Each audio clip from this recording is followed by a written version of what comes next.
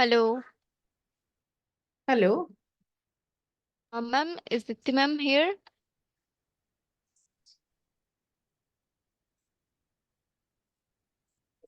Anyway, ma'am, can you discuss the flow with me? The session flow?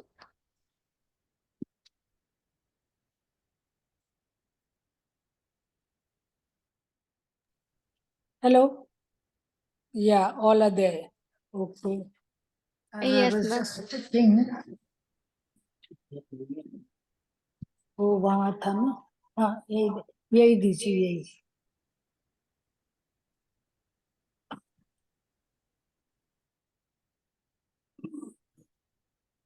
ये नहीं है. Okay. Dipti Anyway, ma'am. I was discussing the flow like this, like welcome speech, and then there will be lamp lighting, and again Dr. Sabuhi's phone is there. I'll just check what has happened. Hello, ma'am. Hello. Yes, ma'am. Ma'am, should I share the CVs once?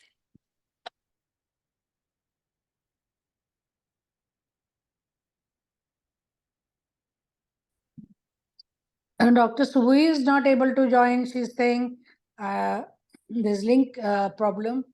Can you tell me something, clarinet team? How to help her? Hello?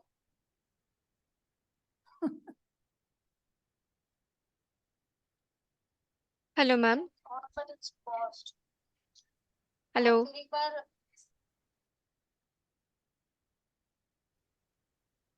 Hello. Yeah, this one.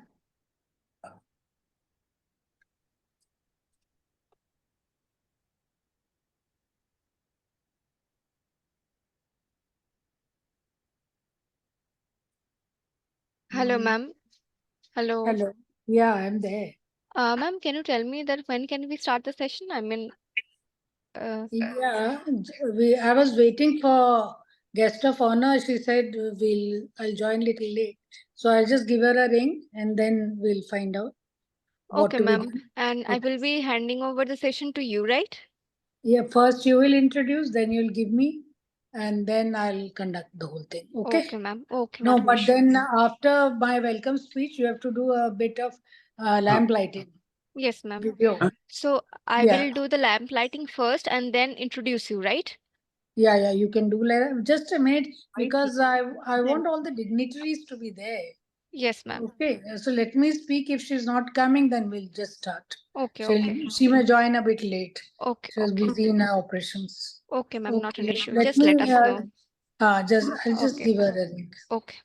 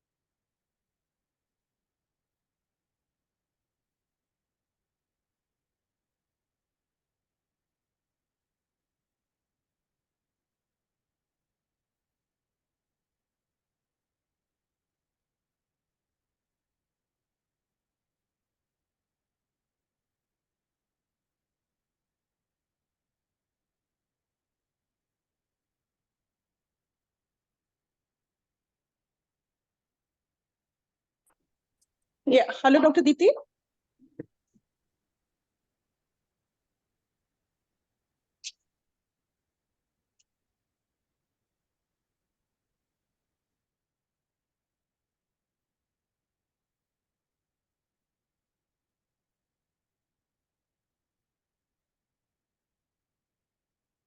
Yeah, I think so. You can start.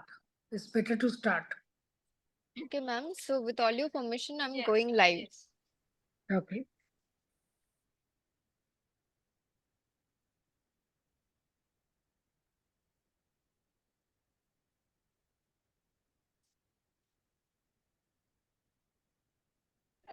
Okay, so we are already live, and with all your permission, I'm starting the session.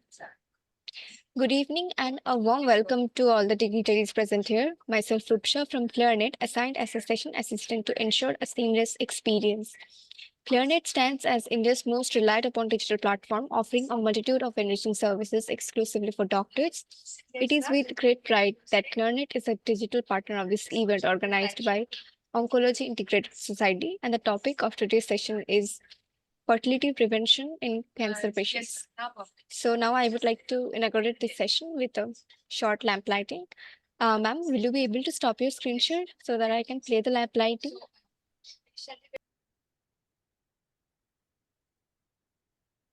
Hello, ma'am. Ma'am, may I stop your screen share Ma'am from my end? speaker, Ma'am Vyjanthi, Yeah, please stop your screen share. Okay, I'm doing it from my end. you can do Okay, it. do it from your Yes. Okay, So sorry. just allow me some time to play the lighting. Right.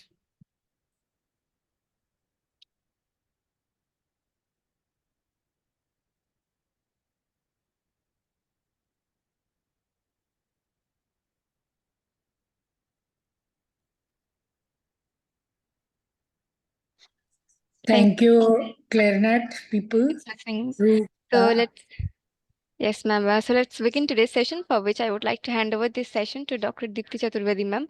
Over to you, ma'am. Kindly proceed with your talk. Hello and welcome all to our next episode of the Cancer Webinar series. It's a matter of great honor and proud privilege to host this webinar from the aegis of OIGRF and supported by AGOI and Chaturvedi Cancer Hospital and the Clarinet team. Again, it's very wonderful to have with us the lady with the golden heart who never hesitates to give her support to our OIGRF group. None other than the President AGOI, Rupinder Sekhon herself, who will later on give her pearl of wisdom as she is very busy in her laparoscopy operation. We also have with us a very learned, talented, and an astounding speaker from the beautiful city of Hyderabad, the beautiful lady and the intelligent one, Dr. Vyjanthi, who will be talking on the topic of fertility preservation in cancer patients. And we also have with us the chairpersons who are no less eminent and superb diamonds in their own fields. Dr. Sabuhi Qureshi, who is the Dean of the KSSSS Cancer Institute, Lucknow, and Dr. Madhu Gulati, who is having her own satellite IVF center in Gorakhpur. Presiding over the webinar, we have Dr. A.K. Chaturvedi, who is a renowned senior oncologist and the owner of Dr. Chaturvedi Cancer Hospital, with a record experience of treating cancer patients of about 40 years and who has been past president of UPAROI with extra trainings abroad and has many awards and publications and he has also been a co-guide to many theses in various departments of BRD, Medical College, Gorakhpur. So, without further delay, I would like to hand over this session to Dr. A.K. Chaturvedi to introduce the chairpersons. Over to you, Dr. A.K. Chaturvedi. Please tell us a brief about the topic and kindly introduce our chairpersons. Thank you, Dr. Deepti. Your video is not audible, not seen. Okay, you have come back on your own phone. All right. Okay, ma'am has come, I think so. So, welcome everyone. Today's topic is fertility preservation in cancer patients. Am I audible? Yes. Yes, sir, you're perfectly audible. Fine. He has joined through the. Just a minute. President has joined through other link. I am just sending a the faculty link separately. Okay, then welcome first, President. First, we'll welcome her and then we can have the talk. Let it be, maybe it will take some time, but you can't just avoid these things you have to do. Yes.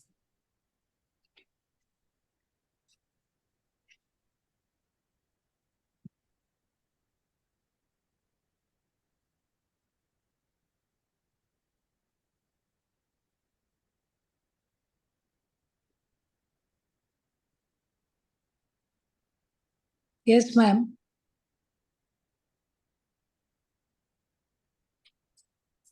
You able to join?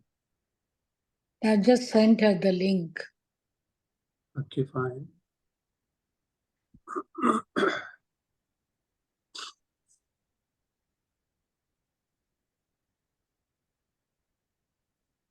Yeah. So, I welcome you, ma'am, Honorable President of the AGOI, Association of Gynae Oncologists of India. Yes, she is a guest of honor today, and she's meritorious, admirable, creditable, outstanding, deserving, noteworthy, and a very distinguished lady. President. Thank you so much. Thank you, ma'am. It's an honor and pleasure. Pleasure to be here. Thank you so much for inviting me. Thanks a lot. Thanks. You're always you, ready. That is what I was saying. She's always supporting our group, and it is really a pleasure to have you here. And after ma'am completed her post-graduation, she has chaired Gynae Oncology Artemis Cancer Center, Artemis Hospital, Delhi NCR, and has been program director of DNB Gynae Oncology and of AGOI Fellowship also. And she is a certified robotic console surgeon. Gynae Oncology. Thanks a lot, Dr. Chaturvedi. That's to do. Let me just say that I'm so glad to see you, and I'm very happy to be here. And you have always supported gynae oncology so much. And I've been seeing how you've been holding so many of these webinars, and they're so useful, and to the not only to the oncology community, but to all the gynecologists as well. So exactly. Glad to be here. Please do start and do carry on. Yeah. I Thank you so myself much, ma'am. learn a lot. I myself learn a lot in these webinars. So it's a real pleasure to have a knowledge, to treasure the knowledge. So I hand over to Dr. A.K. Chaturvedi. Please introduce the chairpersons. We already Okay, had thank a you, lighting Dr. of Deepti, light. and welcome everyone. Today's topic is fertility preservation in cancer patients. As you know, till date, reduction of cancer-related mortality remains the main objective of healthcare providers.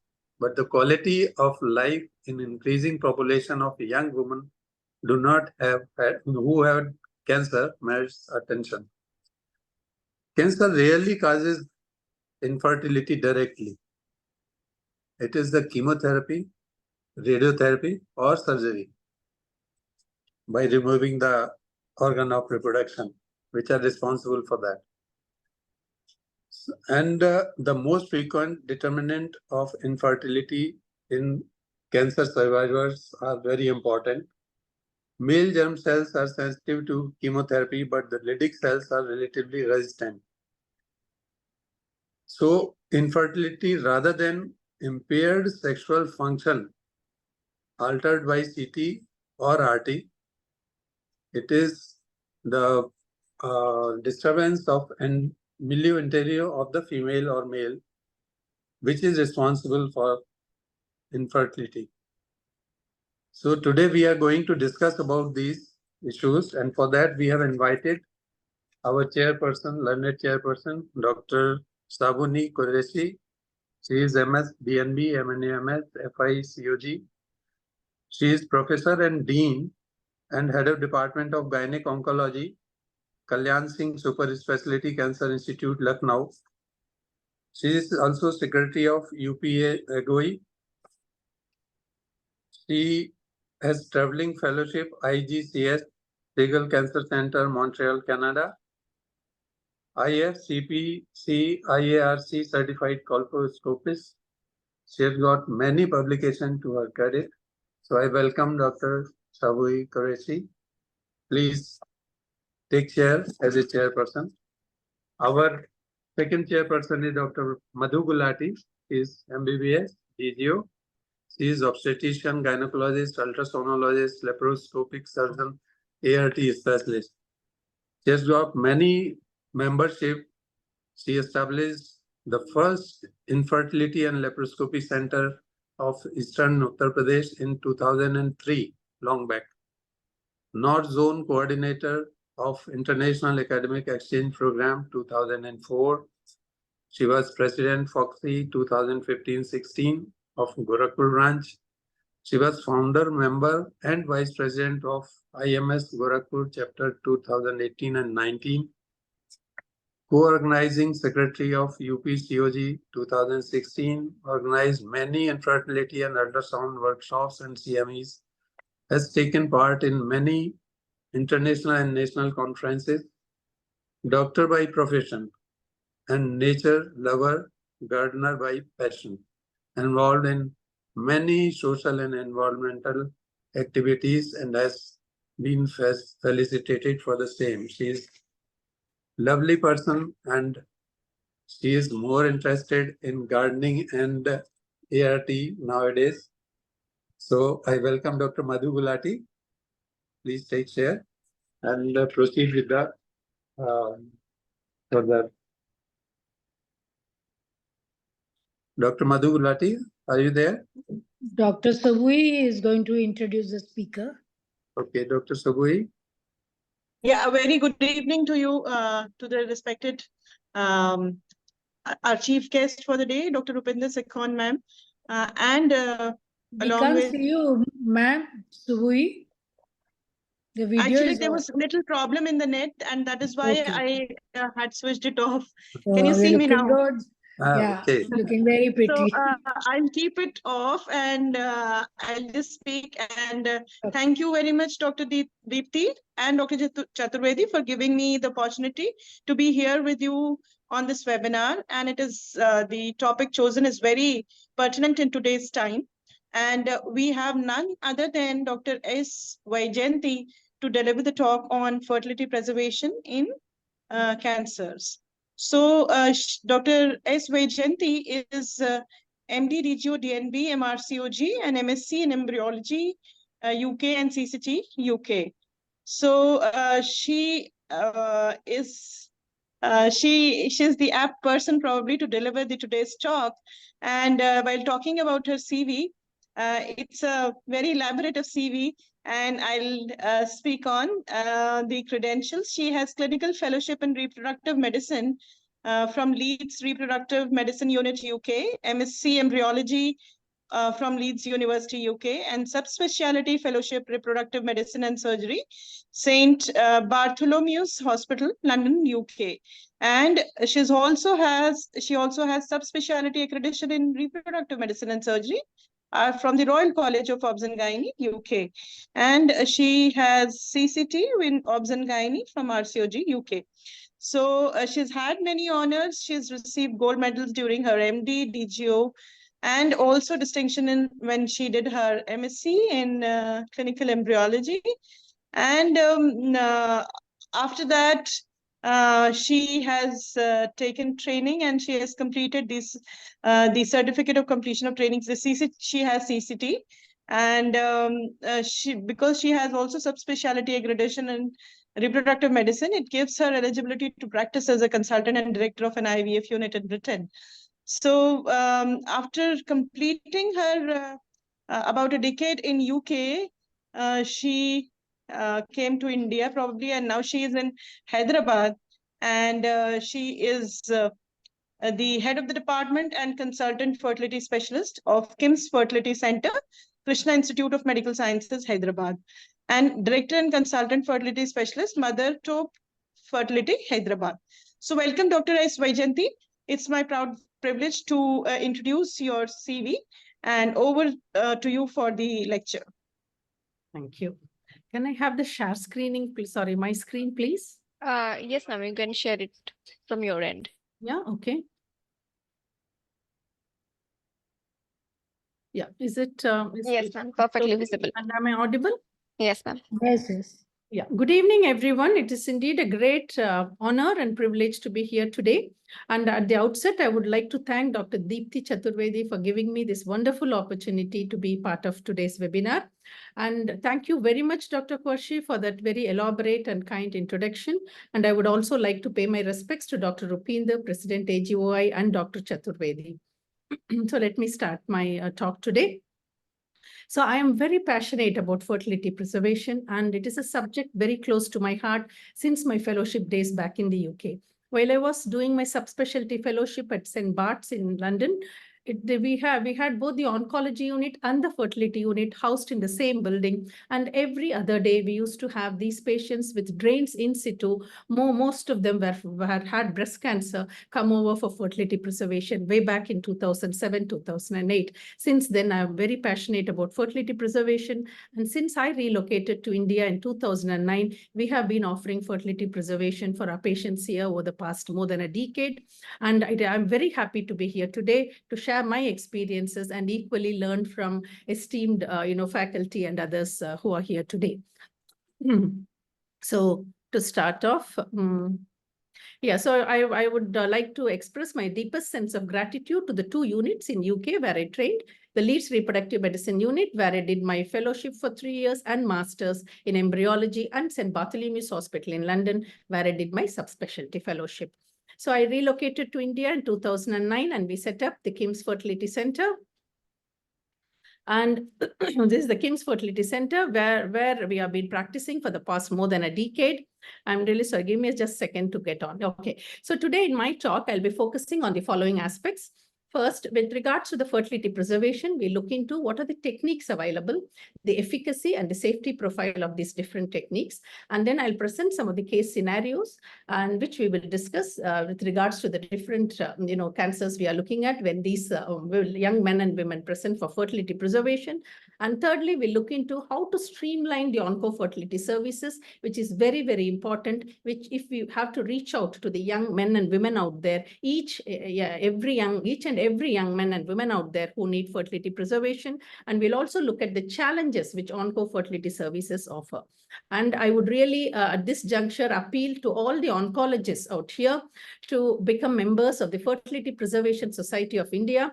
This is a society which has as its esteemed members, clinicians and specialists from different specialties, clinicians, particularly oncologists, surgical oncologists, medical oncologists, radio oncologists, and also fertility specialists, gynecologists, and embryologists. All the specialists who are involved with fertility preservation are part of this society. And I would really appeal to all of you so that we are able to provide the best possible care to these young men and women who need fertility preservation. So in this juncture, I would also take the opportunity to invite you all to the annual conference of the FPSI, which is happening in Hyderabad this year in September.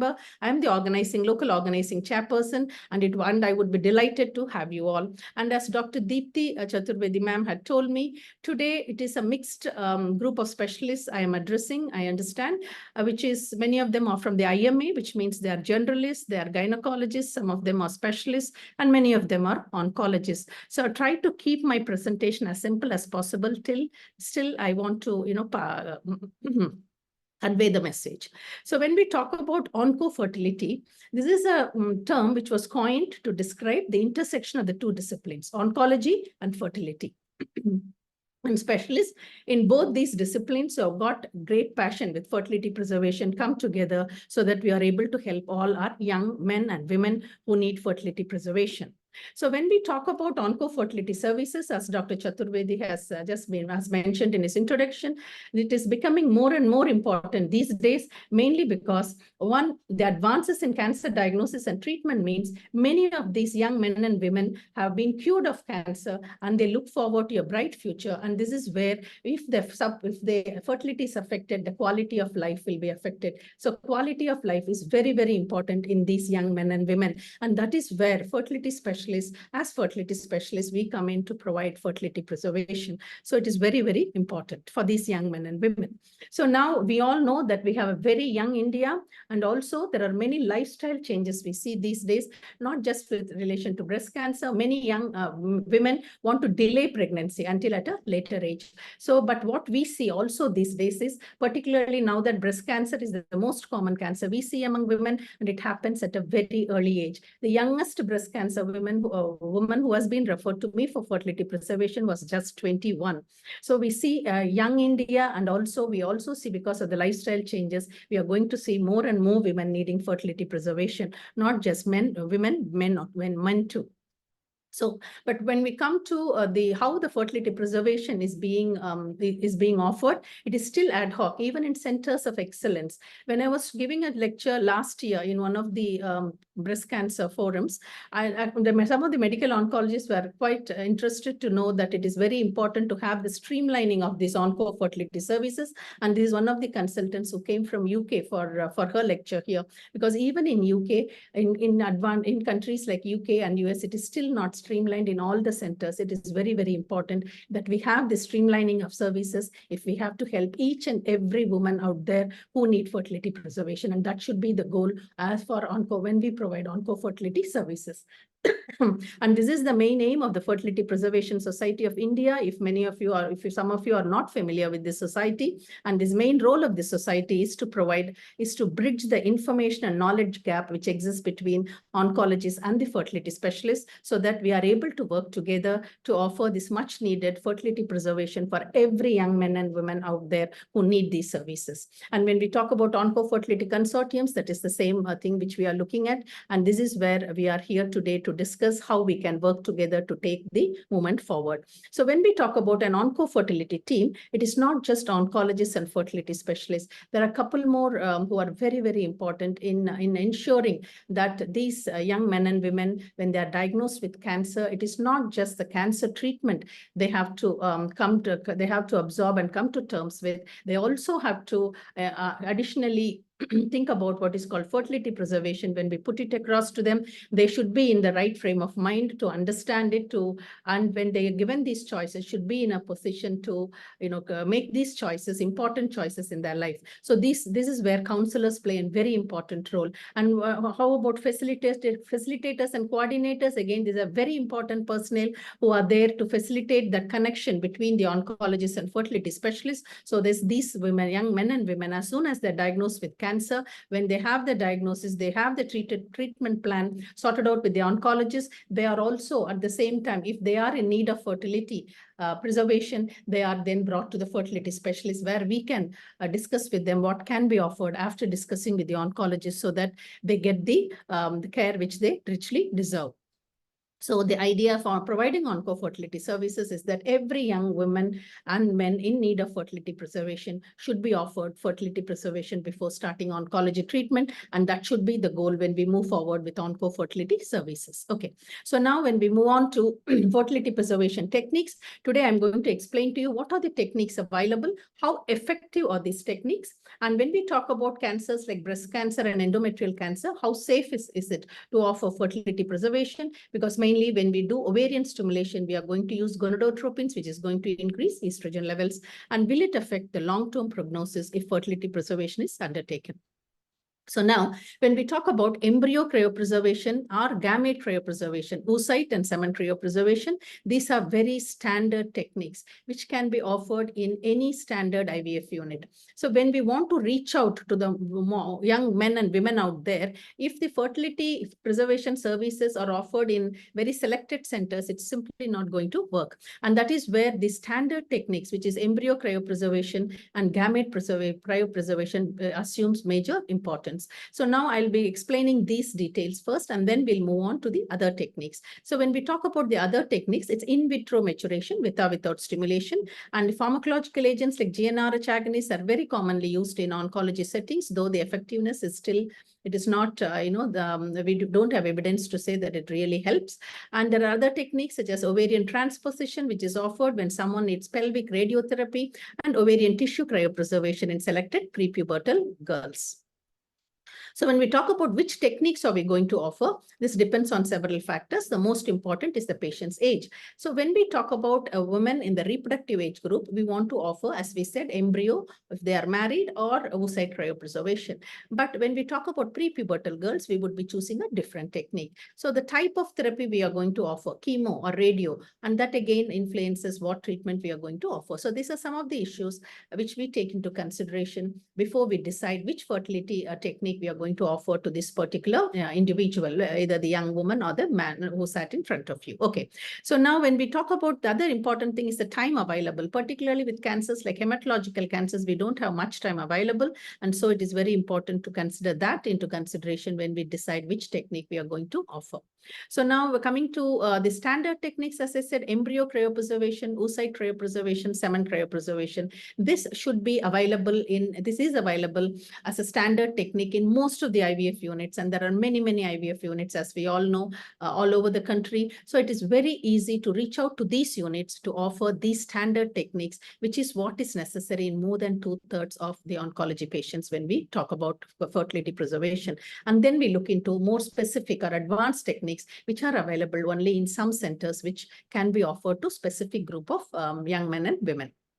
So this is what we talk about when we talk about the additional techniques which needs expertise, particularly in vitro maturation. I'll look into each of these techniques in detail.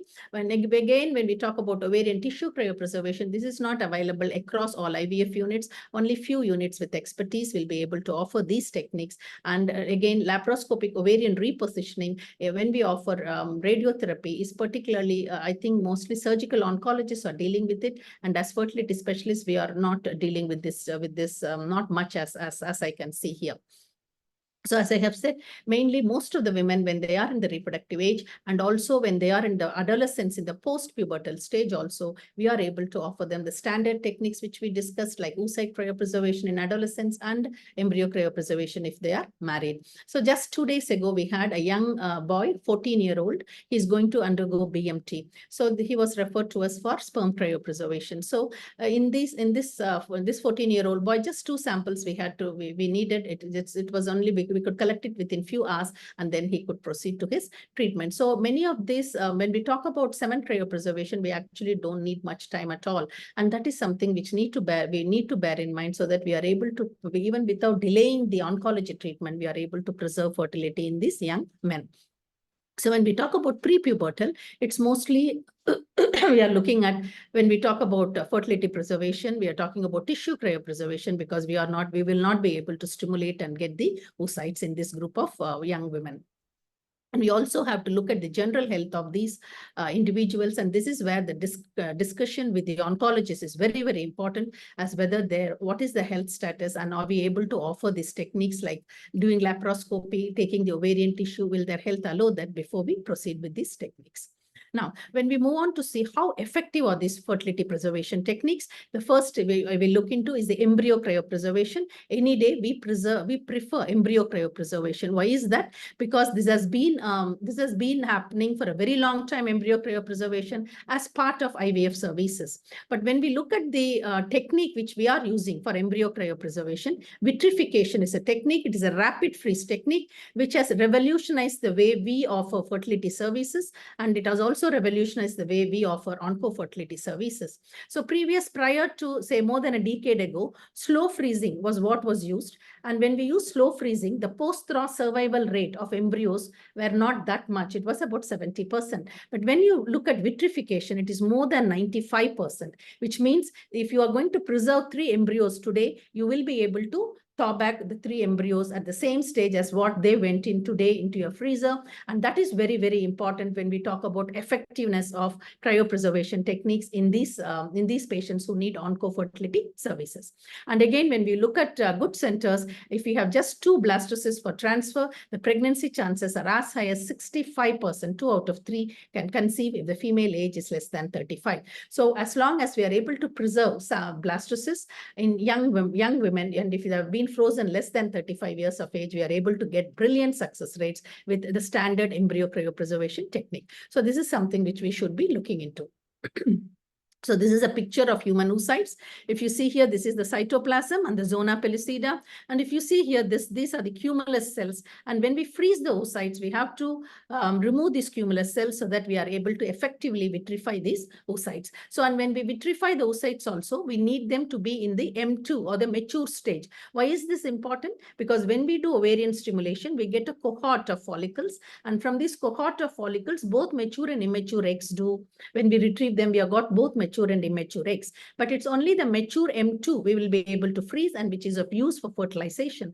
So whenever we have these immature eggs, we will be culturing them overnight. When we culture them, some of these become M2 and then we are able to freeze this pool of oocytes too when we talk about oocyte cryopreservation. And when we do embryo cryopreservation also, we'll be able to use these oocytes. So when we talk about the embryos here, I would like to share with you this chart. So if you look at here, this is the day 0 where we have a mature oocyte. This is the polar body.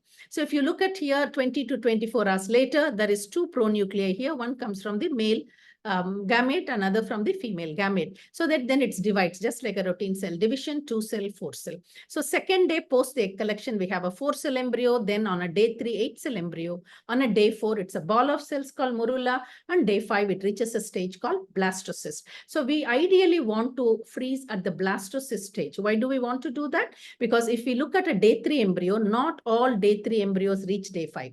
On an average, if we have 4 day 3 embryos, only 2 reaches the blastocyst. So we don't want to freeze at a stage where we would not even know whether this embryo has the potential to reach a blast. But when we have a blastocyst to vitrify, as I told you before, even 2 blastocysts we can get a very high success rate. Why is this so? Because till day 3, the embryo only depends on the egg for its growth. But post day 3, if it has to grow, the paternal component becomes very, very important. And that is where many of the embryos can get arrested in day 3 and may not proceed to day 5. So we prefer the day 5 or the blastocyst freezing or vitrification.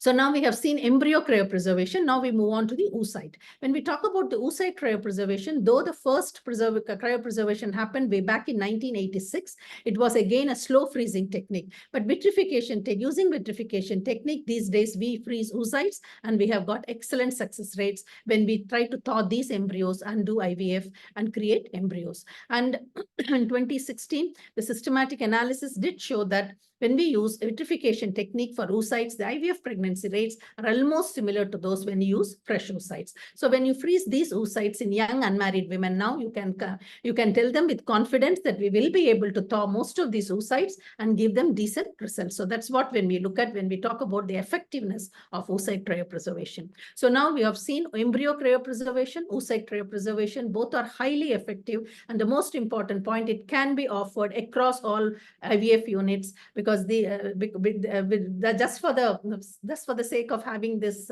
as I said, expertise, the offering the fertility preservation is not on hold when we offer embryo cryopreservation and oocyte cryopreservation.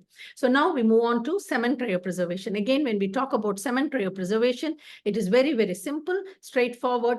Few samples can be frozen very quickly, even half a day or 1 day is enough for us. We do not need to delay the oncology treatment in any way. But however, some patients who come for, most patients rather, who come for semen cryopreservation are very sick because of the general condition are very poor. But even in these couples, in these men, we can preserve sperm.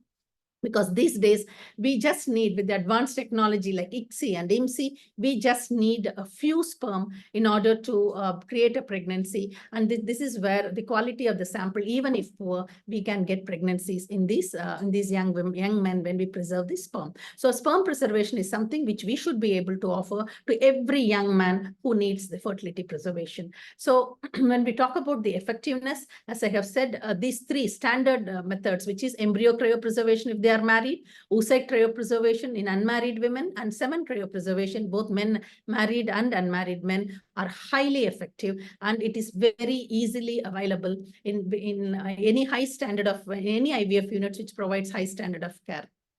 What is more important when we talk about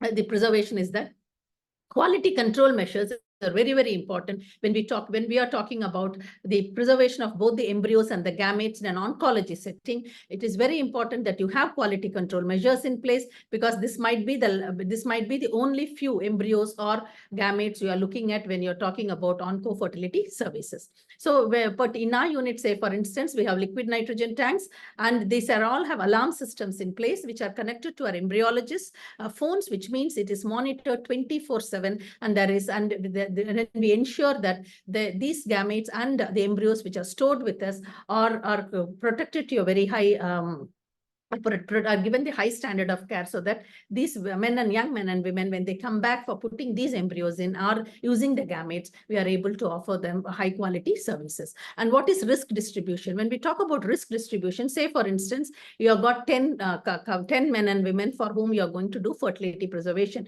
You're not going to put all 10 samples in the same tanker. You're going to distribute. If you have 5 tanks, you're going to put 2 in each. So these are all ways where we can distribute the risk. And for instance, during COVID times too, when there was even, the curfew, we still ensured that all our staff, embryology staff, could come to fill these liquid nitrogen tanks. So we are able to preserve these gametes and oocytes. Whatever happens, even in emergencies, what is the backup plan? We need to know, so that these young men and women, when they preserve their gametes and embryos with us, they should be reassured and have the confidence that they are able to get the high standard of care which they deserve when they come back for having these embryos and the gametes put back.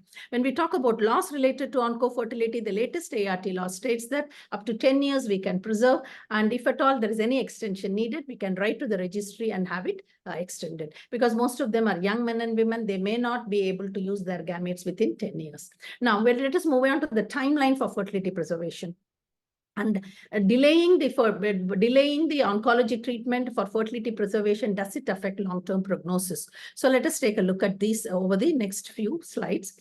So when we talk about ovarian stimulation protocols, these days we do what is called random start protocol. So what is a random start protocol? If you are going to say refer a young woman to us for fertility preservation today, which might be day 5 of a cycle or day 17 of a cycle, we can start the fertility preservation process straight away, which means even today I should be able to start the ovarian stimulation. That is called random start protocol. Previously, we were thinking about that the follicular wave happens only in the follicular phase of the cycle. So we need day 2, day 3. We don't need that anymore. We do know that there are multiple follicular waves happening all through the cycle.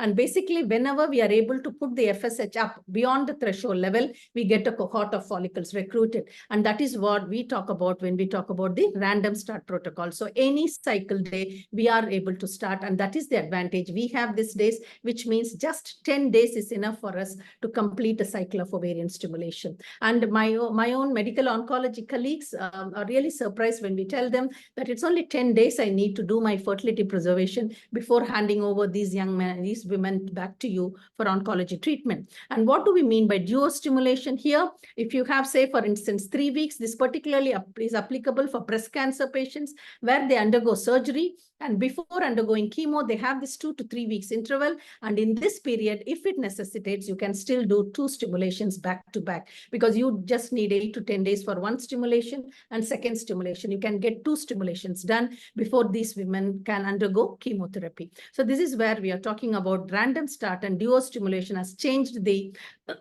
scenario in fertility preservation, in that we are able to offer in a very limited length of time. So when it comes to the follicular waves, I have explained we have multiple follicular waves. So we are able to use these waves and bring about and stimulate using the random start protocol. So we just need 10 days to do the fertility preservation, even with ovarian stimulation. So now coming to the number of oocytes we are going to preserve, when we are looking at a non-oncology setting, that is social egg freezing, we call it as, we have got several studies which have looked into the number of oocytes and what is the probable chance of live birth we are looking at. So when you see here, when we have a 24x, close to 24x, you have a cumulative live birth rate of more than 90%. It's almost like replacement here. So, but even when you have 10 to 15 oocytes, you are looking at a live birth rate of close to 85%. But we cannot translate this for oncology patients, because when we talk about oncology services, we have these women who do not respond maybe as well as what a non-oncology patient would do. And the time is the most important thing. We have we don't have that much time to stimulate, several times again. Only if one in few patients will be able to do that. So whatever we get, few eggs is also important. We can freeze them and then move on. Another common question which we are asked is IVF process safe? These patients are already, the health may not be as good because they are cancer patients. Is IVF process safe? When we talk about IVF, the most important complication we are worried about is OHSS, which is ovarian hyperstimulation syndrome. But these days, we have got, with the advent of the new protocols and advent of newer drugs, we have OHSS has almost been eliminated from the dictionary of fertility specialists. We can say this with confidence, particularly when we use what is called the antagonist protocol, and we are going to do an GnRH agonist for trigger. So by doing this, we are able to eliminate OHSS almost from the, as I have said, from the practice. From my own last case of OHSS was close to 8 to 9 years ago. And particularly in the non-oncology setting, we are talking about PCOS women where they overstimulate, and these days we make the embryos, freeze them, and put it as a cold cycle, which is the next month. So when we do fertility preservation procedures for oncology patients, by using these protocols, we are able to keep it very, very safe. And so OHSS is something which we do not foresee in women coming through for fertility preservation. The next question is fertility preservation safe when we talk about hormone-sensitive cancers, breast cancer, endometrial cancer? When we talk about hormone-sensitive cancers, when we use ovarian stimulation in these women, we are going to use letrozole. Letrozole is an aromatase inhibitor, which is also used in breast cancer. By using this, we are able to keep the estrogen levels very low. When we look at a natural cycle, the value of estradiol, which we are going to look at when the dominant follicle is about 18, is about somewhere between 300 to 600 picogram per ml. So in a normal IVF cycle, what are you looking at? Somewhere around 1000 to 2500. But by using letrozole, we are able to bring these levels right down to around 1000 or less than 1000 when we work with letrozole in an IVF setting, particularly when we do ovarian stimulation for hormone-sensitive cancers like breast cancers and endometrial cancers. So it is very safe for oncology patients. And we start the letrozole with stimulation and end the course 2 days post the egg collection, and we use about 5 milligram a day. So now, just to summarize what we have seen so far, we have seen the different techniques. Some of these techniques are standard techniques, which we explained about: embryo, semen cryopreservation, and oocyte cryopreservation, and it can be offered in many IVF units across the country. So it is accessible to most of these patients who need, and how it is very effective, highly effective with the vitrification process, as I explained, both for the embryo and the oocyte. And it is very safe even in hormone-sensitive cancers because we are going to use letrozole as a backup. And we do know studies have shown that even in women, even the long-term prognosis is not affected when women undergo fertility preservation. Okay, so now we move on to the next aspect, which is this needs expertise, special expertise, ovarian tissue cryopreservation. This is not offered across all IVF units. There are only few units which offer these techniques, but if needed, you can always liaise with some of these units which are close by so that you are still able to offer fertility preservation in these young men, in these young women. So there are certain criteria which we use before we offer ovarian tissue cryopreservation. So now, when we look at ovarian tissue cryopreservation and transplantation, the advantages are that there is no delay in beginning definitive treatment. Say, for instance, when we do embryo and oocyte cryopreservation, we need this 10-day interval, but we don't need that when we're talking about OTC or ovarian tissue cryopreservation. And this is suitable for prepubertal girls, and it allows for a complete gonadotoxic, whatever treatment, chemo treatment they need, they can undergo. And the advantage with this is when this ovarian tissue is put back in, it's not just the gamete function is restored, the endocrine function can also be restored. So that's an additional advantage. And here we do not need a male partner or a gamete donor for that matter to create the embryos. So this is the advantage when we use OTC or ovarian tissue cryopreservation. But the disadvantages are that it requires a surgical procedure, and there is a possibility of introducing malignant cells from the cryopreserved tissue. But however, we can test for these tumor cells in the slices of the tissue which we are using when we talk about ovarian tissue cryopreservation. Even at the time of freezing, we can use some samples and we can check that. And at the time of replacing also, but having said that, the results take some time to come, and we won't be able to wait post-thaw for those results to come before replacing them. Okay, now moving on to in vitro maturation of oocytes. Though this can be, though there is no, I mean, we use these in situations, again, we don't have time and we are not going to do tissue, ovarian tissue cryopreservation. We are going to collect the immature oocytes from all the little follicles we see on the scan when we talk about in vitro maturation of oocytes. But however, this needs expertise, and this is again available only in selected centers. But even in centers, when they do in vitro maturation of oocytes, the pregnancy rates, even in expert centers, is only close to 15%. And this is what, and this is very important to understand. And that is the very reason it is important to offer the traditional or the standard one, which many of them are able to do. And in vitro maturation can be offered in those centers where they have the expertise to offer. So what we call as IBM is also in the cohort of oocytes. When we collect, even in a traditional way, some of these oocytes will not be mature. We have to culture them, and the next day also we go on to freeze when we talk about oncofertility patients mainly. So now moving on to ovarian transposition, this again is offered particularly when radiotherapy is needed, and we are going to position the ovary away from the field of the radiotherapy, and it is useful in certain malignancies like carcinoma, endometrium, cervix, rectum. But it's not recommended in cancers at high risk of ovarian metastasis, and it's usually the laparoscopic approach is what is preferred. So now we have seen the different techniques, what we offer when women, young women and men come for fertility preservation, how effective is this and how safe it is. And the prognosis is not going to change, even if there is a delay of 10 days to 2 weeks in some cancers. In some cancers, it is not possible. And some cancers, it is possible, particularly with breast cancer, it yields to fertility preservation because the timeline between surgery and chemo, we can do that. And even if someone needs a primary chemo, the 10 days interval should not affect the outcome. So it depends on the cancers which we treat, but it is definitely able to offer these techniques in order to preserve the fertility in these young men and women who need it. Now, when we move on to case scenarios, I'm going to present some scenarios which we have for some of our own patients who have come for fertility preservation. So now when this is about endometrial CA. Here, this lady was 36 years, married life of 7.5 years. She had primary subfertility, and her past treatment included 2 AGOI cycles negative from elsewhere. She actually came from US for treatment. And because this woman had PCOS, when we did IVF, there was overstimulation, and we went on to cryopreserve her embryos. However, at the time of stimulation, we did see that the lining was very thick, and hence we offered hysteroscopy prior to proceeding with the replacement of the cryopreserved embryos. And at hysteroscopy, we saw that there was a thickened polypoidal endometrium noted on the posterior walls. And when we did the histology of this biopsy of this area, it showed endometrial intraepithelial neoplasia with microscopic focus of invasion.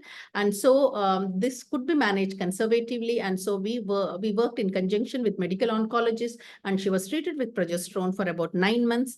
And we repeated the biopsy every 3 months. And when 2 biopsies came as negative, we went on to replace the frozen embryos, which were created from the cycle. We had in total 5 embryos of day 5 blastocysts, which I spoke to you about before. So we replaced 2 of these embryos in a natural FET cycle. We did not want to replace estrogen, exogenous estrogen. So we used her own natural cycle.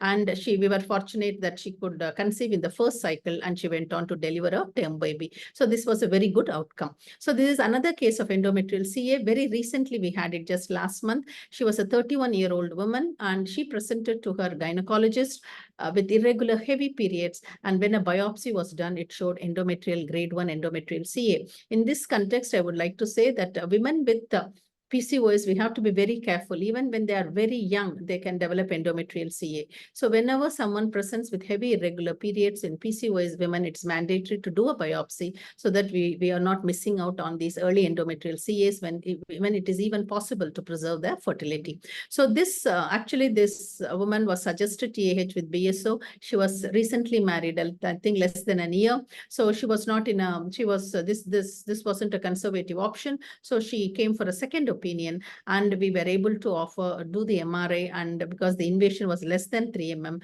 we could offer her conservative management, and she was put on megestrol acetate 80 milligram twice daily, and also an IUCD Marina coil, and we are planning to repeat the biopsies. And once the biopsies become negative, then we'll be able to proceed with the fertility treatment. But we had this 1 week period by the time she was diagnosed, and the ICH results would be available. So we did not want to wait during that time, and we went on to do oocyte cryopreservation, as her husband was in the US and he couldn't be here, and we could preserve 13 M2 oocytes for her. So by the time the results came, we could, and a few days later, we were able to complete the process, and we went on with the treatment, a definitive treatment. Okay. So when we talk about endometrial CA, about 7% of endometrial CA are diagnosed in younger patients who may or may not have started their family or completed their family. And it is these women we are looking at when we talk about conservative management for endometrial CA. And not all cases are amenable for fertility preservation, but whoever it is amenable, we should be considering fertility preservation, particularly grade 1 adenocarcinoma, which is with a very minimum myometrial invasion. And extensive counseling is needed, and compliance is very, very important when we talk about treating women with the endometrial CA conservatively. So, and this is a flow chart just showing how we can do conservative treatment for endometrial cancer. Mainly now these days we are looking at Marina coil, levonorgestrel, IUCD along with megestrol. And hysteroscopic resection has also been spoken about, but I do not have any personal experience with using hysteroscopic resection in these patients. Okay, now having seen endometrial cancer, we now move on to breast cancer. So breast cancer is the most common cancer we have treated over this 10-year period at KIMS Fertility Center, because this is a cancer which, as I have mentioned before, happens in a very young women who have not completed their family, and the youngest we have had was 21 years of age. So now this is a lady who was married, already had a child, and she was diagnosed with breast cancer, and she needed post-surgery, she needed chemotherapy, and we could, post the surgery, she came to us, and we did embryo cryopreservation. And as I mentioned before, with letrozole cover, and when we did IVF, we had 8 oocytes and we had 2 blastocysts grade B. And after post the chemo, she also had hormone therapy, and following a remission of 5 years, after she had a remission, she came over for embryo transfer, and we replaced both these embryos, and she went on to have pregnancy at term. Sorry, live birth at term. Right. So this is a chart which shows, which looks into the adjuvant therapy, based on the adjuvant therapy planned for breast cancer patients, how we can move forward. So if you see here is adjuvant therapy planned. If it is not planned, still are they going to have tamoxifen or letrozole treatment for 5 years? If this is planned, if the female is of slightly advanced age, then it's important still to consider fertility preservation. But if their age is younger, then we can provide, and we can also assess the what their ovarian reserve is before we can advise where is it still worth or prudent to do fertility preservation while they're still waiting for this 5-year period to be over before they're allowed to get pregnant. So, but if they need adjuvant therapy, then it is very essential that we have to do fertility preservation at this stage. So when we are talking about ovarian stimulation, as we have said, letros with gonadotropins, embryos if they are married, and oocytes if they are not married. And if there is not enough time for ovarian stimulation, then you would consider IVM, as I mentioned, immature oocytes, which we are going to culture, or we are going to look at tissue cryopreservation. But in general, for breast cancer patients, we are in a position to offer this part of the treatment, which is ovarian stimulation and doing embryo or oocyte cryopreservation. So this I have already addressed, that is ovarian stimulation protocols, random start and dual stimulation. So this is how we do. We start the letrozole from, it's not necessarily cycle day 2. We start it along with the gonadotropins, and we are going to take it 2 days later post the egg collection. So that is how we do when we add letrozole for oncology patients when we do the fertility preservation. So a significant number of women, breast cancer patients are young when they present with breast cancer, and that is a very high requirement in this group of women. And the 5-year survival is quite high in these women with breast cancer. So now when we move on to other cancers, now we have seen breast cancer, we have seen endometrial cancer. Now these are some of the other cancers for whom we did fertility preservation. And this is a lady who was 35-year-old female, married, but she was never pregnant before. And she underwent a laparotomy for a left complex ovarian cyst. She underwent left oophorectomy with omentectomy, and the histology showed granulosa cell tumor. So she was sent for fertility preservation prior to chemo, and we did 2 cycles of ovarian stimulation and embryo cryopreservation for her. So in the first cycle, we got 6 oocytes and 5 were mature and 3 embryos were formed, and 1 embryo only reached the blastocyst stage. As we have said, embryos may be formed, but not all reach blastocyst. So because we had only 1 blastocyst and we had time on hand, we went on to do a second cycle. In this cycle, she performed better than what she did here. In that, we had 11 oocytes retrieved, and we had 9 mature oocytes, and 9 embryos were formed, but leading to 4 blastocysts. Okay, so we had 1 from here, 1 from here. So we have a total of 5 blastocysts frozen for her. This again was a very good outcome, but not every time we get a good outcome like this. Okay, so this is another woman who was married, again has a child. She has gastric cancer, adenocarcinoma. She had total laparoscopic assisted total gastrectomy, followed by feeding jejunostomy. So she came to us for fertility preservation prior to her starting chemo. Again, we did just 1 cycle of IVF. She had good reserve, which means we had 12 oocytes leading to 12 embryos, because she is quite a fertile young woman, and 7 blastocysts we have. Again, quite a good outcome, but sometimes we end up with just 1 blastocyst also. So now this is another woman with 31 years, married for 1.5 years, and she had rhabdomyosarcoma. When we talk about sarcoma, these patients receive multi-agent chemotherapy. So it is very, very important that we do fertility preservation. And most of these patients with the chemotherapeutic agents they have, they may not the ovaries would be knocked off. So it is very important that we offer this prior to, provided we have the time. So here she had surgery was not possible. She was planned for chemo, and we did just 1 cycle of IVF, 8 oocytes we got, 7 embryos, but only 1 blastocyst. Most of them did not grow for this particular patient. So we had only 1 blastocyst. But even with 1 blastocyst, you're looking at a 40 to 50% survival rates. So this is another young unmarried 24-year-old presenting with stage 3 Hodgkin's lymphoma, and she was referred for fertility preservation. We did 1 cycle of ovarian stimulation, and we got only 6 oocytes in this lady. Though she is very young, we had only 6 oocytes, and then she went on to have her chemotherapy. As we said, here time is the essence. We may or may not have enough time, but whatever time is available, we should maximize the time. If it allows 1 stimulation, fine. If it allows 2 stimulations also, we should be able to do it, so that later on when they come, we are in a position to offer a better prognosis for these women. Again, another unmarried young woman, 22 years. And the left arm, she presented with the left arm swelling. It was excised, but it recurred, and the diagnosis was Ewing sarcoma.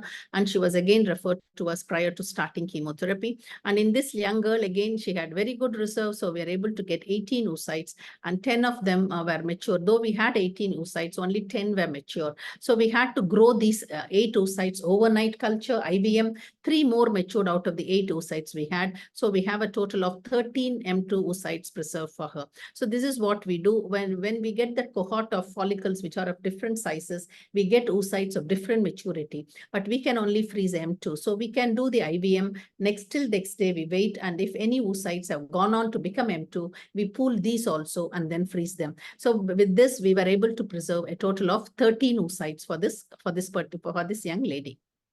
So now we have had a few pregnancies with our onco-fertility program over the past more than a decade, and it's mainly breast cancer. A majority, I think 60% of our patients are breast cancer patients. And even in some of these breast cancer patients, when they have been referred to us for fertility preservation, not all are going to accept fertility preservation. Only 1 in 3 of the patients who are referred to us accepted fertility preservation. So with some of these patients, though they decline, we counsel them, and when they are post the chemo, when they are on hormone treatment also, we do see them, we follow them up closely, and when they are ready to start a family, we support them. So some of them had natural conceptions from this group of patients, and we also had pregnancies in breast cancer patients for whom we had preserved the embryos and oocytes. So we have had few pregnancies in these patients, and we have two patients of endometrial CA who went on to have pregnancy and live birth too.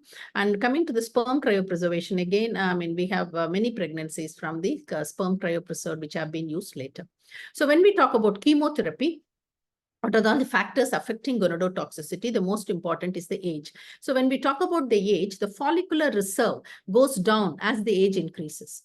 And the second important thing is what chemotherapy agent we are going to use. Is it a single agent? Is it a combination agent? And whether you're going to use alkylating agents and the taxanes. These are all very important when we consider the gonadotoxicity of the chemotherapeutic agents which are being used.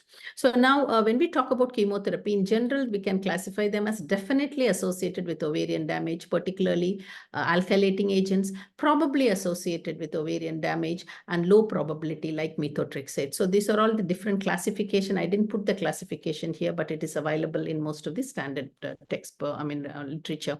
So now this I want to explain mainly as a fertility specialist is where this is very important to us. So if you see here, this is the folliculogenesis, and this part, primordial follicle here becomes primary, becomes secondary, and then early antral. So this is this part of the folliculogenesis up till the point when the antral follicle reaches 2 mm in size is gonadotropin independent. This is what we call as a primary recruitment, which happens all through.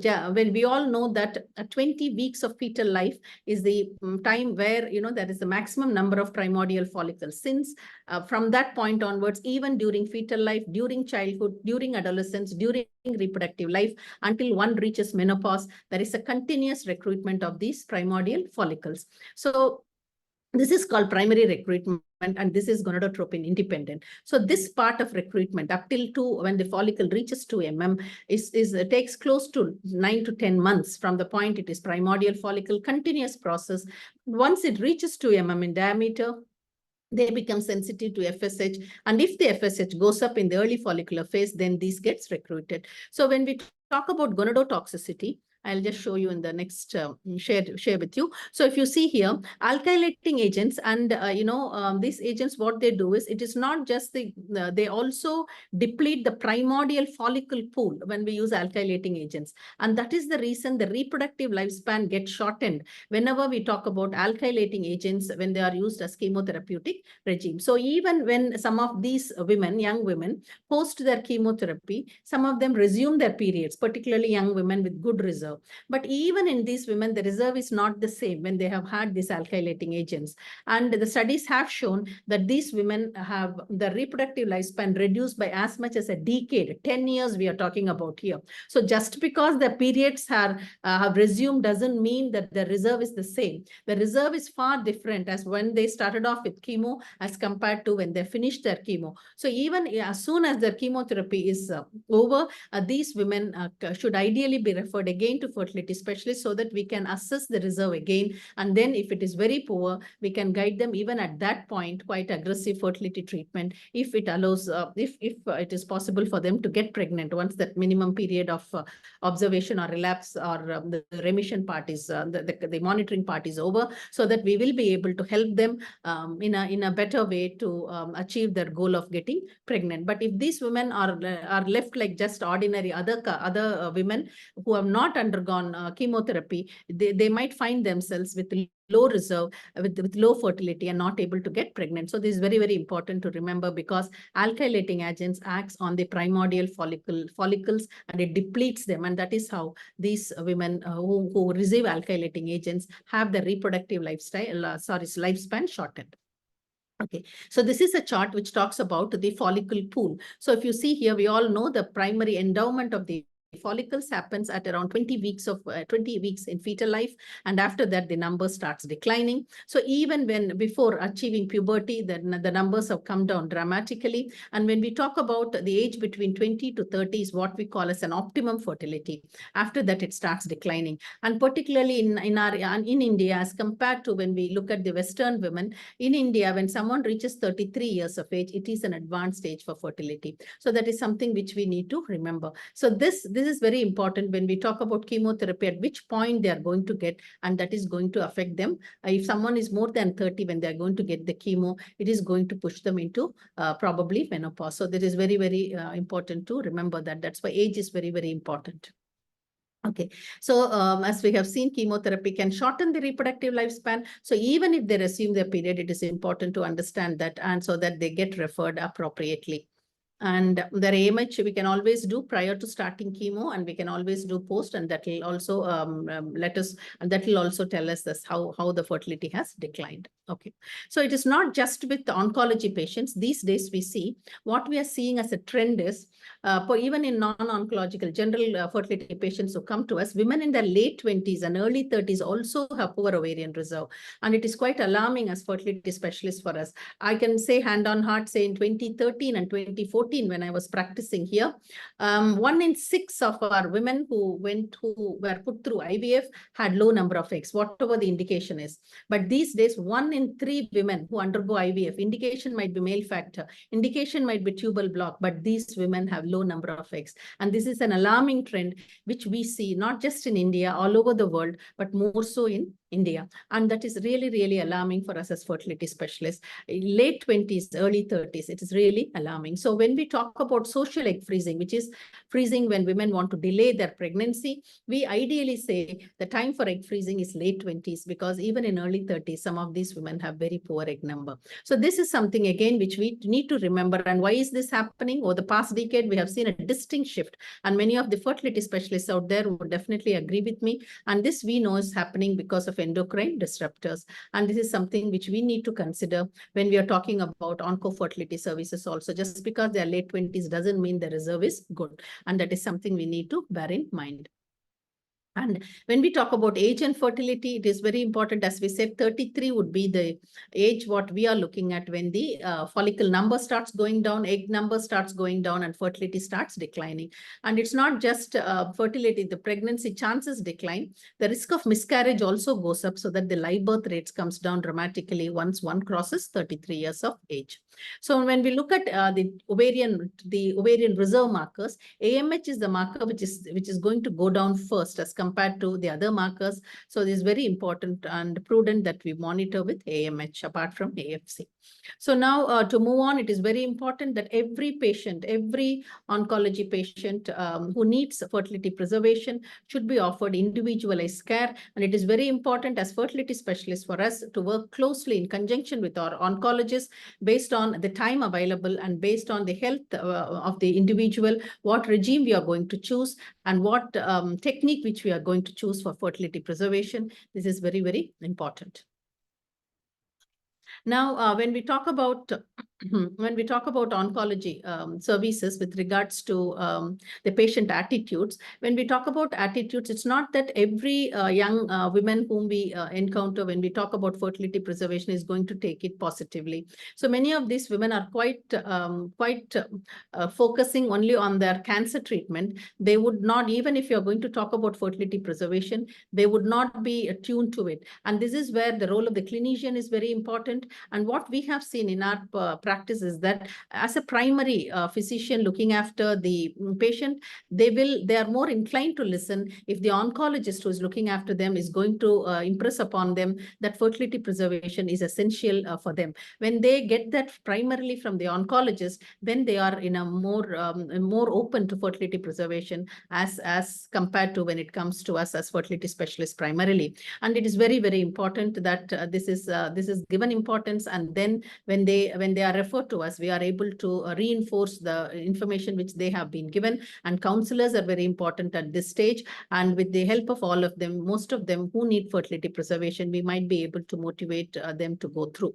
But as I have said, in our own personal practice, what we see is only 1 in 3 who have been referred to us for fertility preservation agree to proceed. Not all agree to proceed. And in some institutions, because of the character, they have got this ability to be able to motivate more women to undergo fertility preservation as compared to some other units. And cost is a thing which seems to be a very great burden for most of the young women prior to their undergoing fertility preservation. Okay, so now, sorry. Yeah. So the cost of the fertility preservation is the thing which is the most challenge when we talk about fertility preservation. Why is this so? Because in India, this is self-funded. In countries like UK and European countries where it is state-funded, many of these women are in a far better or fortunate position to undergo fertility preservation. But even in countries like UK and Europe where they are state-funded fertility preservation, still not every woman takes up fertility preservation. So, but in countries like India, it is made even more difficult, mainly because these are self-funded and no insurance companies cover. And this is where pool funding or foundations or charity organizations can help these women have their fertility preservation funded. So these are the challenges we see when we talk about offering onco fertility services. The main challenge is the cost of the fertility preservation. They have to look into the cost of oncology treatment. In addition, they have to look into the cost of fertility preservation, and that can be quite daunting for many of these young women. Even if they don't agree on fertility preservation, it is important for us as fertility specialists to support them. We can do a fertility assessment, we can counsel them, and once oncology treatment is completed, we can always advise them to come back, and again, we can reassess the situation at that time and offer them advice based on the assessment of the ovarian reserve. And we also we should leave it with a positive note, and if it doesn't come back, the fertility, and if they are not able to resume their cycles, what are the alternative options we have? And this is very, very important. You should always leave them with a positive sort of a note. And so we are always discuss about alternative options like egg donation, and if it requires third-party reproduction like surrogacy. So when we look at the other challenges which we see when we offer onco-fertility services, it is the utilization rate of oncology samples. In countries like India, we have no data, don't have registry, so we can't say what is the utilization rate. It is based on individual centers which offer. But even in countries like UK and US, where they have, in UK, I don't think still they have registries, where there are some studies which has happened as to what the utilization rate is. It is very low. It is close to 5%. I think it's even less than 5%. But that doesn't mean that deters us from offering these services to these young men and women. So now when we talk about consent forms, again, the follow-up is a real challenge, particularly in countries like India. Though we ask for addresses, contact numbers, many of them are lost to follow up. Even in our own database over the past more than 10 years, we have been offering, some of them are lost to follow up. They don't answer with the contact. We are not able to reach out to them on the contact numbers and addresses given out to them, in which case it can be a real challenge. Okay, so these are the challenges which we see. So as I said, it's always important to talk about the alternative options also in these young women when they are not able to take the fertility preservation options and find themselves with premature ovarian failure. The alternative options like egg donation should be discussed with them. So now looking at the future, it is important that as we have to, as fertility specialists, work in close conjunction with oncologists and provide individualized care for every patient, for every woman, young woman who needs fertility preservation. It should be offered, and that should be the goal as oncologists and fertility specialists. We should aim for every young woman out there who needs fertility preservation should be offered that based on the circumstances, so that even if it is not able to, even if they don't take it after offering, what are the alternative options? What is the support we can provide them? So every young woman who needs fertility preservation should have discussion about fertility preservation, documented. In Western countries, the oncologists are liable for litigation if fertility preservation is not discussed and documented in the notes, whereas in countries like India, we are still on a voluntary basis, but we should not take it lightly. Every young woman and man out there who needs fertility preservation should be offered that and documented, so that we know that we have done the best possible for every young woman and men who need these fertility preservations. So on Fertility Preservation Society, as I have mentioned, it is a body where clinicians from different specialties come together to improve or to advance the care for these young men and women who need fertility preservation. And again, I would appeal to all of you to become members of FPSI. So we are able to develop strategies and algorithms.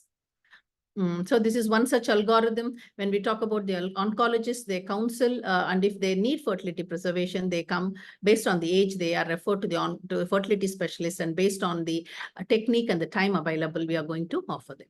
So now again, this has already been covered.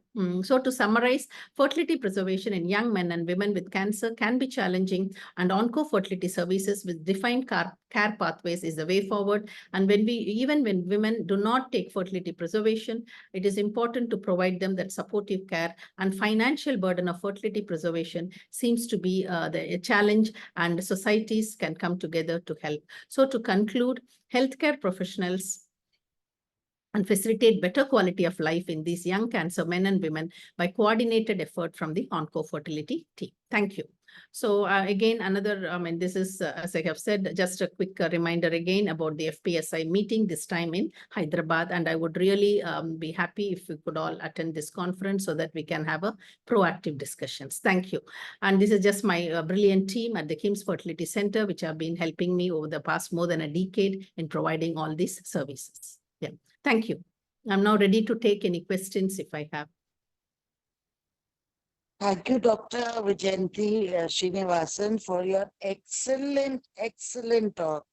It was really very amazing. You covered every aspect. There's nothing you left, no talk, no, not even a single point you left. And as an infertility specialist, I was so happy to hear your talk and the way you went about telling everybody, telling us about each and every aspect of how to help these young boys and girls and young women and men who've landed up with cancer, how they can at least have a little bit of ray of hope, how we can save their fertility and how we can help them go ahead in life. It was really very amazing. I'm really so glad that Deepti invited me to listen to your deliberations. Thank you, ma'am, again. Thank you so much. Thank you so much for that kind words. And any questions I'm ready to take, if at all there is any. Yes, Rupsa, kindly see in the delegate link if there is. Hello, clarinet team. Are you sleeping from now itself? Hello. I think so. There are no questions, but I would myself like to. Yeah, please. Yes, thank you. Say something that many cancers are genetic, hereditary oriented. Yes. So, is it okay to offer them fertility preservation techniques? Yeah, Like they will carry it forward, na? Yeah, so when we talk about BRCA mutations, I suppose you're talking about the BRCA mutations. Yeah, and there are so many, na? Lynch syndrome, yes, and breast cancer is mostly associated with intestinal and endometrial, and there are many family of familial. cancer. Yes, familial cancers. So it can be quite challenging when we talk about fertility preservation in familial cancers. We have information, but particularly when I talk about BRCA mutations and those, we know that women with BRCA mutations respond far less as compared to when we talk about stimulations. And when we talk about ovarian tissue cryopreservation, again, in these women, it can be challenging. And the studies, what we have out there are done in small groups. We still need a lot of evidence more with regards to these familial syndromes before we are able to, say with confidence which would be better, particularly with regards to BRCA mutations. And with regards to the endometrial and breast cancer, again, we have to take all that into consideration when we offer fertility preservation, definitely, and only then move forward. Yeah. Yeah, I think so. Counseling is the best answer. Yes. And tell them that your children may suffer, may not suffer. And yeah. So if you want to preserve, okay, Yeah. we will give you one chance. Otherwise, so jo hona hai, wo to hai hi. Yes. And really, it was a very good talk, informative, elaborative, and crisp. And thank you for accepting the invite and giving us such a valuable insight into the topic. Yeah, you're really genius and marvelous. I appreciate your talk and your everything. Your qualities and all is so good. Yeah, thank you. Honored to have you with us, and we'll keep on inviting you again and again whenever CMEs or conferences. Yes. Thank you for all this. Yes, is there any question from the Thank you audience? so much. Thank you so much, Dr. Deepti, for this wonderful opportunity and interacting with you all. It's really been nice. And it would be really lovely if you all become members of the FPSI. Are you a member Yeah, of definitely. FPSI? Dr. No, no, Deepti? you just send me a form Yeah, and I'll I'll post send in you. my group so Yes, that who all want, they can yes. join. Yeah, and I would really want to welcome you all to Hyderabad for this annual next. Yeah, in September, no? Yes, Yeah, in September, please, which I am organizing. So it would really be nice to have you all over and have a great Yes. discussion. Yeah. And Dr. Qureshi, if she's around, I would really want to have to know whether she has any questions, because she heads the cancer center, right, in Lucknow. It would really be nice to know if she wants to. Dr. When you get the Sabuhi? form, please share it with me also. Yeah. When you get the form, please share it with me also. Definitely. I'll pass it on to Dr. Deepti so that she can put it in the I'll group. post it in the groups. In the group, so that Yeah, whoever thank is you. interested. Thank you. And we Okay. also talk about fertility preservation in rheumatological conditions again, which is not given importance at all.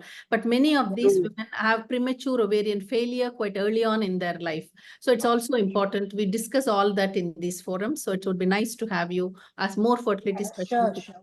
Yeah, thank you. Sure. So Thank you very much. congratulations, Dr. Vyjanthi, for an excellent deliberation on the fertility preservation. You've covered all the aspects so nicely. And we have had a chance, we are not a very old center. We have started about 3 years back.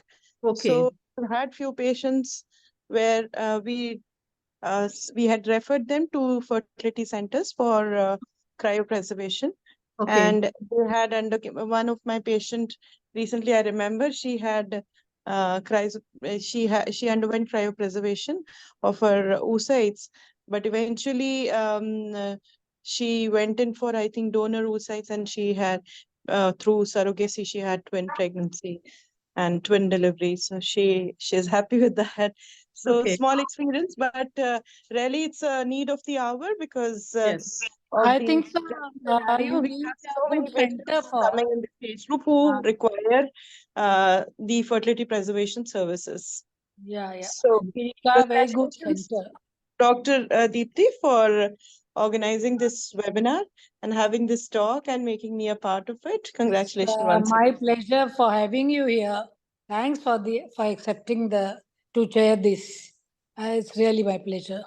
Thank you so much, Sabuhi. Thank you so much. Yeah. Thank you. Thank you all. Thank So you. have Thank you, good Dr. night Gulati, and thank you, Dr. Qureshi. Thank you. and lovely sleep. Thank Okay you. then. Yeah, good Thank you night. so much, ma'am. Thank you Okay. so much, everyone, for extending us the opportunity to host the session.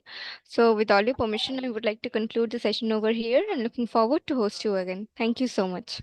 Thank you. Okay. Thank you. For inviting me. It was a lovely session. And congratulations for getting such stalwart and such good speakers and such renowned people who are working on the fertility preservation. And congratulations to you, Deepti, once again for working so much on cancer and oncology in Eastern UP. Congratulations to you. Okay, good night.